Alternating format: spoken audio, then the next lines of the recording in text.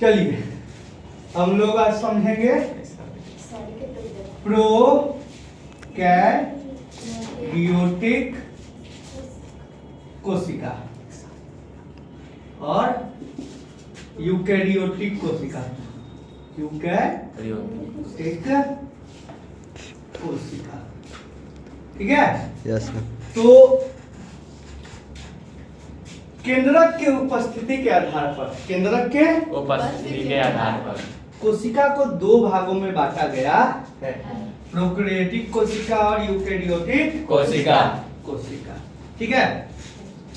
तो प्रोकैरियोटिक और यूकैरियोटिक कोशिका किसको कहेंगे, ये बात को हम लोगों को समझना है, ठीक है। तो प्रोकैरियोटिक कोशिका जो होता है बाबू, उसमें केंद्रक झिल्ली और कोई भी कोशिका है उसके बीच में केंद्रक होता है और केंद्रक के चारों ओर एक झिल्ली होता है, केंद्रक के चारों ओर झिल्ली होता है। तो प्रोकैरियोटिक कोशिका में केंद्रक झिल्ली नहीं पाई जाती है। इसके अलावा केंद्रक भी नहीं पाया जाता है, ठीक है। प्रोकैरियोटिक कोशिका में केंद्रक झिल्ली और केंद्रक नहीं पाया जाता है।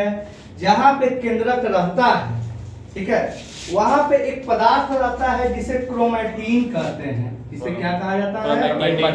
क्रोमैटिन पदार्थ कहा जाता है।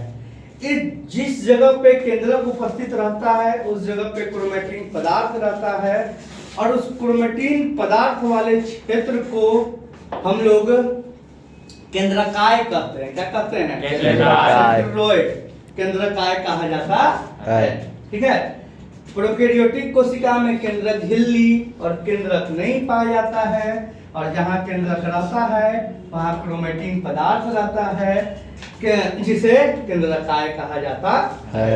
इसके अलावा प्रोकैरियोटिक कोशिका में जितने भी कोशिकांग है, कोशिकांग मींस कोशिका के अंग, जैसे गोल्गी कोशिका, एंडोप्लाज्मिक रेटिकुलम, लाइसोसोम, माइटोकॉन्ड्रिया इत्यादि, ये प्रोकैरियोटिक कोशिका में नहीं पाए जाते। और यूकैरियोटिक कोशिका ठीक इसके उल्टा हो जाएगा, ठीक है।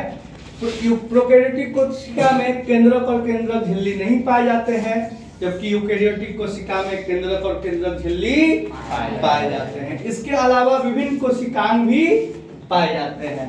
प्रोकैरियोटिक कोशिका के एग्जाम्पल हो जाएंगे साइनोबैक्टीरिया, बैक्टीरिया, माइक्रो जो छोटे छोटे सूक्ष्म जीव है वो सब प्रोकैरियोटिक कोशिका में आएंगे। जबकि यूकैरियोटिक कोशिका में आपका जीव जंतु, कौन? जीव जंतु और पेड़ पौधे। अब प्रोकैरियोटिक कोशिका और यूकैरियोटिक कोशिका में डिफरेंस को बताया गया है, अंतर को बताया गया है कि दोनों में क्या अंतर है, ठीक है।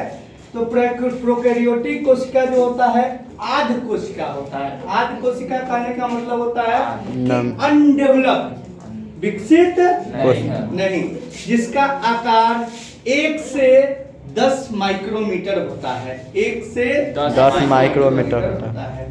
जबकि यूकैरियोटिक कोशिका एक विकसित कोशिका होती है जिसका आकार 500 से 100 माइक्रोमीटर होता है, 5 से 100 माइक्रोमीटर होता है। प्रोकैरियोटिक कोशिका में वास्तविक केंद्रक और केंद्रक झिल्ली नहीं पाए जाते हैं, जबकि प्रोकैरियोटिक कोशिका में वास्तविक केंद्रक और केंद्रक झिल्ली पाए जाते हैं।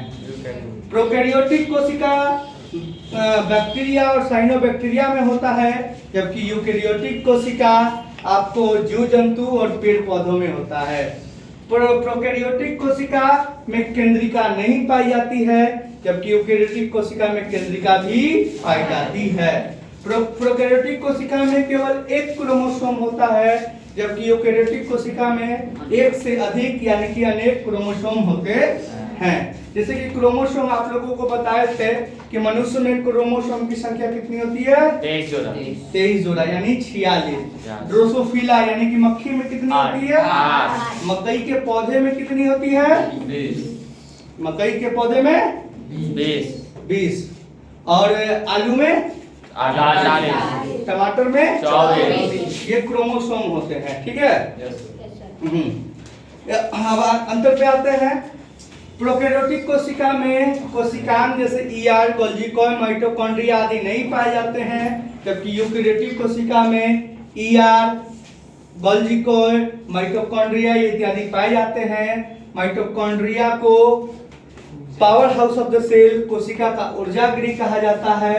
लाइसोसोम को आत्महत्या की थैली कहते हैं। ईआर, एंडोप्लाज्मिक रेटिकुलम, दो तरह के होते हैं, एसईआर और RER. SER smooth endoplasmic reticulum और RER rough endoplasmic reticulum. Rough endoplasmic reticulum rough इसलिए होता है क्योंकि वहां पे राइबोसोम के कण मौजूद होते हैं, इसलिए इसे रफ एंडोप्लाज्मिक रेटिकुलम कहा जाता है। प्रोकैरियोटिक कोशिका में क्लोरोप्लास्ट नहीं पाया जाता है, जबकि यूकैरियोटिक कोशिका में केवल पादप कोशिकाओं में क्लोरोप्लास्ट पाया जाता है। क्लोरोप्लास्ट में ही क्लोरोफिल होता है, जिससे पौधे अपना भोजन निर्माण करते हैं प्रकाश संश्लेषण की क्रिया के द्वारा।